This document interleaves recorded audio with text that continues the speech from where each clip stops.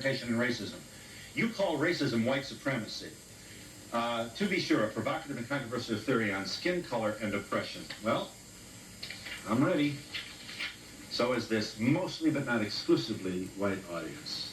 Let them have it, Doctor. How? Boy, oh boy, you need an escort to get out of your speeches? No, now, let me just give you a little background. This paper was written approximately in 1969 and presented in 1970.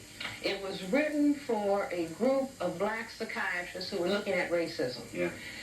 It was also written because as a psychiatrist and working in a hospital trying to treat black people and white people, but recognizing that the majority of the problems that black patients had in a psychiatric hospital, when you took a history, you would run smack into racism.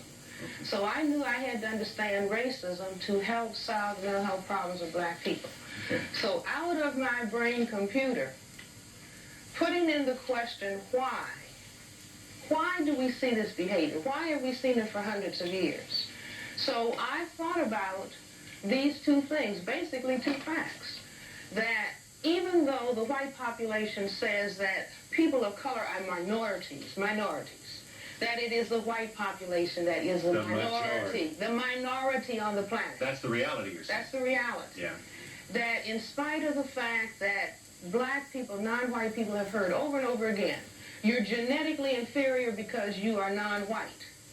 That in reality, white skin is a genetic recessive status, not as said by Francis Welsing. Meaning that if you and I were to have a baby, the baby would have color, and you make the contribution and I don't. That white plus colored, well, wait a minute.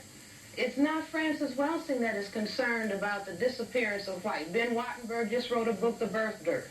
There have been multiple articles in the newspaper talking about the decline of Western populations. Yeah, here's the Washington Post, just to name one.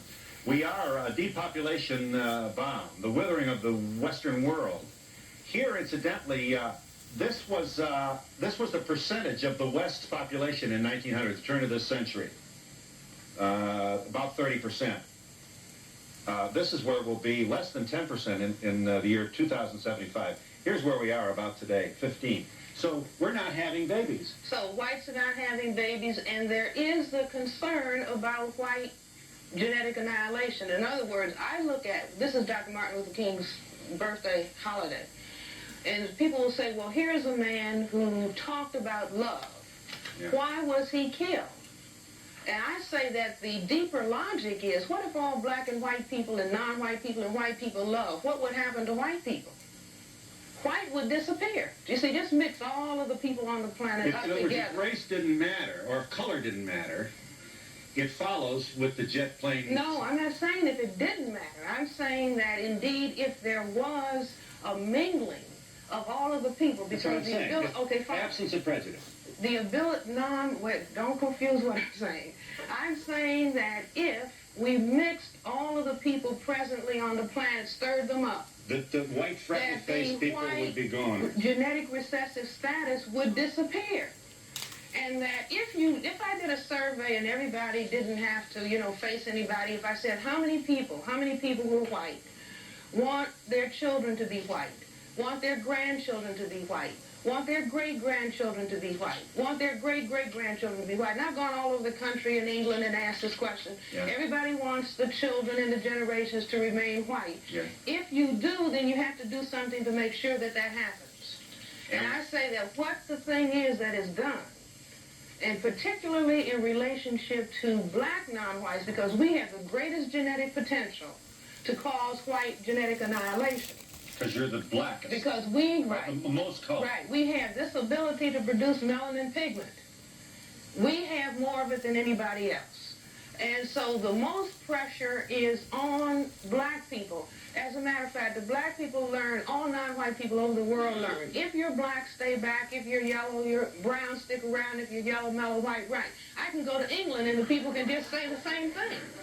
Doesn't matter whether, if you go to the Philippines, because there has been a confrontation of brown with white. Everybody knows the more pigment you have, the more pressure that is on you. Yeah. But they didn't understand why. I said the why is for the purpose of white genetic survival. All right. And you're saying that blacks have no similar hidden subconscious anxiety about their blackness being undermined by the presence of white? We don't have that fear, and I think that this is something that is not understood. You see, in other words, if I don't worry about, as a matter of fact, under white supremacy, the non-white people try to get lighter. You see, because the less pigment you have, the less threat you are to white, and so the greater opportunity that you have. Yeah. The mass inability of whites to live and attend school in the presence of non-whites, manifested by the patterns of black and white housing and education throughout this country, and indeed throughout the world, is seen, according to your thesis, in terms of the color confrontation thesis, as the apparent total psychological discomfort experienced by whites in situations in which they must daily face their color inadequacy when they confront their neighbors of color.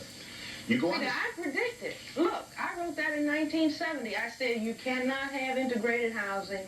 You cannot have integrated schools. You still believe that? Well, I mean, the evidence. I always look at the evidence. If Mr. Black and Mr. White live next door to each other, they have the same job, the same income, the same car, the same furniture. Yeah. They both walk out of the house in the morning. Good morning, Mr. Black. Good morning, Mr. White. Yeah. But Mr. White is still looking, but you've got something that I don't have. You're saying he's saying that He's subconsciously. saying, right. Oh, wait a minute.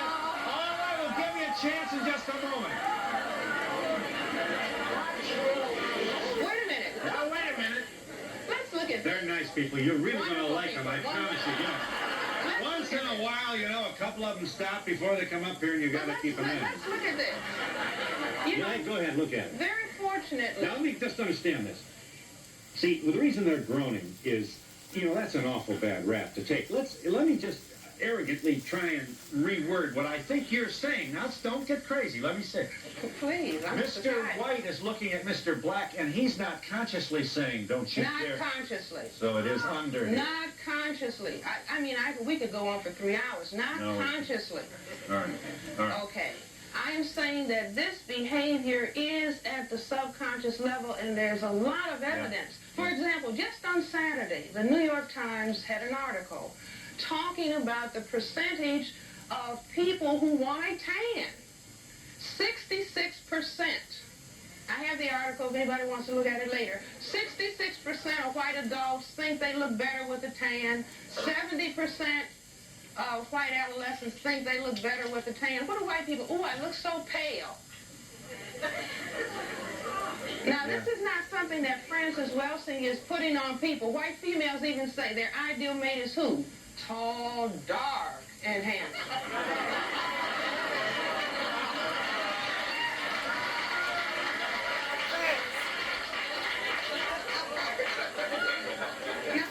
Wait a minute. Just a minute. That whites do indeed desire to have colored skin can be seen by anyone at the very first signs of spring or summer, when they begin to strip off their clothes as many pieces as the law will allow, often permitting their skins to be burned severely in an attempt to add some color to their white, pale, colorless bodies, rendering themselves vulnerable to the dreaded skin cancer in the process. Most cosmetics also are seen as an attempt to add color to their skin. Such coloring makeup is even now being provided for the white male. Well, guess who has you-know-what on at this moment? And if you don't mind my saying so, I do. I put it on myself. I don't go to makeup. I have a shine on my nose I've got to take. But I feel better for a little color. And I've got the whitest skin in the whole neighborhood. I'm telling you. No kidding. I'm not bragging. I'm saying as a matter of fact. This is not, my discussion is not about making fun of white people. My discussion is trying to explain behavior. See, people come to psychiatrists. I value your effort. Why am I doing this? For example, when I was a very small child, I wanted to understand why black men were lynched. I asked my grandmother and parents, why would this be done? And my grandmother gave a statement. She said something like, well, some people just want to act ugly. But that wasn't sufficient, you know, as a psychiatrist. May I interrupt for just a moment? Here's the read on that, and I know you want to add to this or make it just a little more complicated. The black male was lynched and often castrated because of the white male fear of the black male's, the myth is the black male's extraordinary sexual capacity.